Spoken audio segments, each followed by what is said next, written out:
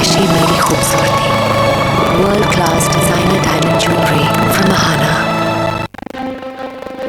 ये है नेटवर्क 18 और आप देख रहे हैं CNBC आवाज।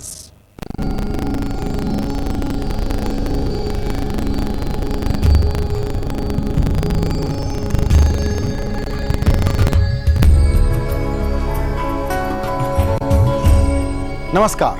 आज हर हिंदुस्तानी आशावान है, उसमें एक नई ऊर्जा है, लेकिन फिर भी चारों तरफ एक अजीब सा शोर है, झगड़े हैं और दुख है और हर किसी को शिकायत है। ऐसे में व्यक्ति के जो सामाजिक, आर्थिक और राजनीतिक रिश्ते होते हैं, उनमें एक दरार आ गई है। हर जगह कुछ कमी है और सभी को बेहतरी के लिए एक रास्ते की तलाश है। क्या हमारी इस मॉडर्न जिंदगी में हमारे शास्त्र और पुराण हमें सही राह दिखाते हैं? यह प्रश्न हम एक ऐसे व्यक्ति से पूछ रहे हैं जो एक मेडिकल डॉक्टर है और मैनेजमेंट कंसल्टेंट है, लेकिन शास्त्रों के जरिए वो हमें एक नई राह दिखाते हैं। मिलिए फ्यूचर ग्रुप के chief belief officer doctor Devdutt Pattanaik से। देवदत्त जी, समय निकालने के लिए आपका बहुत धन्यवाद। देवदत्त जी, इसके पहले कि हम लोग शास्त्रार्थ करें, पहले तो मैं समझना चाहता हूं कि आप फ्यूचर ग्रुप में चीफ बिलीफ ऑफिसर हैं। नंबरों की इस कॉर्पोरेट दुनिया में आस्था का यह क्या डिपार्टमेंट है?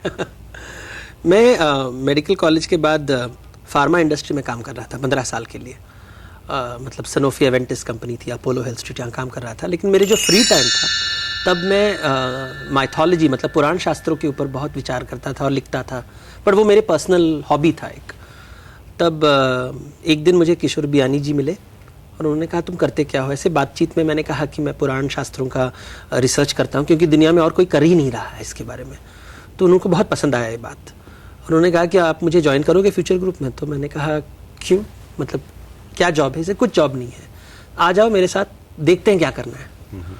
तो मुझे बहुत अजीब लगा, क्योंकि नंबरों की दुनिया में क्या करेंगे शास्त्र के ज्ञान।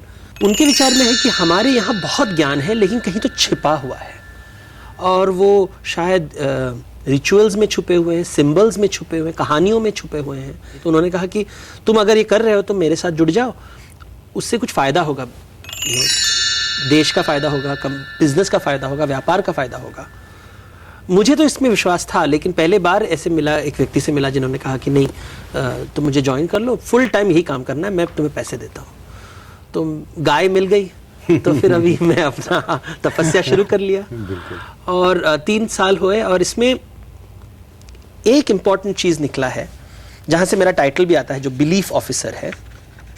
तो अंग्रेजी में अगर हम कहें तो बिजनेस जो है, बिजनेस या व्यापार depends on how people behave. व्यवहार के ऊपर डिपेंड करता है और व्यवहार विश्वास के ऊपर डिपेंड करता है। जैसा होगा विश्वास, वैसा होगा व्यवहार, वैसा होगा व्यापार। तो अगर विश्वास को बदल दो तो व्यापार भी बदल जाएगा। तो विश्वास के ऊपर हम काम करते हैं, व्यवहार के ऊपर काम नहीं करते। नॉर्मली अभी क्या है, व्यवहार और व्यापार दिखाई देता है, आप देख सकते हो, मैं देख सकता हूँ, आदमी ऐसा व्यवहार कर रहा है, व्यापार ऐसा है, ऊपर है, स्टॉक मार्केट ऊपर है, नीचे है। तो ये क्या है, सगुण है। लेकिन विश्वास की जो बात है, जो दिल की बात है, जो अंदर की बात है, वो निर्गुण है, दिखाई नहीं देता। तो शास्त्र बोलते हैं कि इस निर्गुण के ऊपर ध्यान दो। अगर इस निर्गुण ठीक हो जाएगा तो बाकी सब ठीक हो जाएगा। ये गंगोत्री है गंगा का। आपके कॉन्टेक्स्ट में वो कंज्यूमर है, लेकिन एक व्यक्ति का मन जानने की हम कोशिश करें, उसका व्यवहार समझने की कोशिश करें। अभी चूंकि हम जिस माहौल में हैं और जिसमें नई हिंदुस्तानी ऊर्जा की बात कर रहा हूं, उसमें एक रिश्ता जरा सा हम लोगों को नए ढंग से समझने की जरूरत है, जो कम से कम मुझे नहीं समझ में आता। हम कहते हैं कि हमारा लोकतंत्र है और जनता जनार्दन है, लेकिन हमारे यहाँ जो हमारा नेतृत्व है, जो हमारा रूलिंग क्लास है और हम जो एक इंडिविजुअल सिटीजन हैं, इन दोनों के बीच में रिश्ता क्या है?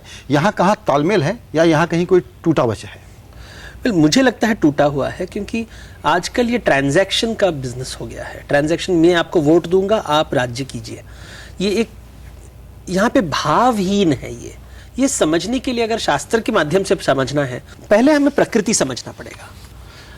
एक टाइगर होता है और टाइगर डियर का हंटिंग कर रहा है। तो एक हिरन होती है, वो दौड़ रही है और उसके पीछे एक वाघ है, वाघ डियर के पीछे भाग रही है। अगर मैं ये आपको दिखाऊं कि देखो एक हिरन है और उसके पीछे एक टाइगर भाग रहा है, और आपको मैं पूछूं तो बेचारा कौन, आप किसको बेचारा कहेंगे? नेचुरली लोग हिरन को कहेंगे। हिरन को कहेंगे। मतलब अगर टाइगर वो डियर को नहीं पकड़ा तो टाइगर भूखी मर जाएगी, तो वो बेचारा नहीं है। तो आपके हिसाब, अगर आप डियर को बचाओगे या टाइगर को बचाओगे, आपको क्या अपनी अपनी सच्चाइयां हैं। अगर हिंदी पिक्चर आप देखो तो हमेशा एक हीरो होता है और एक विलन होता है, लेकिन प्रकृति में हीरो, ना कोई हीरो होता है ना कोई विलन होता है। ये जो शब्द हैं हीरो विलन, मनुष्य ने क्रिएट किया है। अभी अगर आप, हमारे भीतर भी पशु है, हमारे भीतर टाइगर है, हमारे भीतर डियर है। हम खाने के खोज में हैं और खाना भी बन सकते हैं। मतलब हम शोषण कर सकते हैं और शोषण हमारा हो सकता है। ये सब हमारे अंदर है, लेकिन हम पशु नहीं हैं, हम पुरुष हैं। पुरुष मीन्स ह्यूमन बीइंग, मनुष्य है। हम पशु के जो भावनाओं से उठ सकते हैं। लेकिन अगर आप सोसाइटी को देखें तो लगता है कि जैसे ये जंगल ही है, जंगल में कोई हिरन है और कोई एक टाइगर है। मतलब हम अभी तक पशु के जैसे व्यवहार कर रहे हैं। इसीलिए हम बड़ा एक गर्व महसूस करते हैं, हम बड़ा अच्छा शब्द इस्तेमाल करते हैं, पुरुषार्थ। जी। हमको पुरुषार्थ के भाव रखने हैं। जी। पुरुषार्थ के भाव क्या होते हैं और हम में कितना है इस वक्त वो?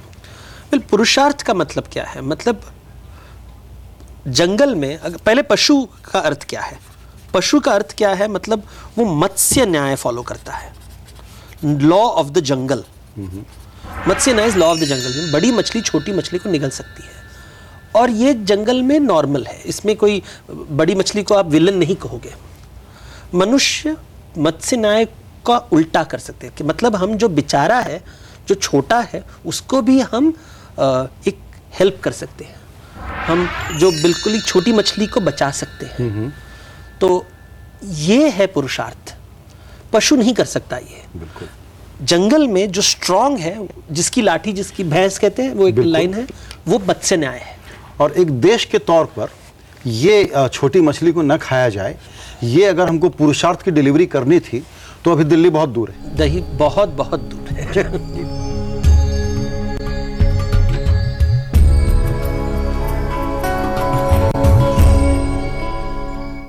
साबाई। हाँ मैम साहब। संजू, संजू, संजू। मुसीबतें बता के नहीं आती, संजू। इसलिए मैक्स